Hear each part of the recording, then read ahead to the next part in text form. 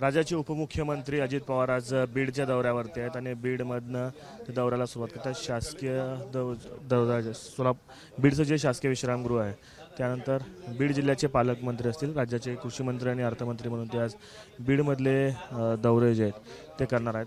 अगदी सकाळी 6 वाजता जसा त्यांचा नित्यक्रम असतो त्या पद्धतीनं त्यांनी दौरा आपला सुरू केलेला आहे आणि बीडच्या शासकीय विश्रामगृहामध्ये देखील ते आत्ता काही लोक निवेदन देण्यासाठी आलेले आहेत आणि निवेदनं स्वीकारून ते आत्ता निघालेले आहेत। सुरुवातीला बीड जिल्ह्यातल्या पिंपळवाडी घाट या गावात ते जातील आणि त्यानंतर तिथं पाणी करून बीड जिल्ह्यातले जे सगळी गावं आहेत, अतिवृष्टीग्रस्त असतील, महापुराचा फटका बसलेली गावं असतील, त्या गावांना ते सुरुवातीला भेट देतील आणि त्यानंतर संभाजीनगरकडे देखील अजित पवार आज जाणार आहेत आणि संभाजीनगर जिल्ह्यातील काही गावांना देखील तिथं देखील अतिवृष्टीग्रस्त आणि पूरग्रस्त गावांना ते भेट देणार आहेत।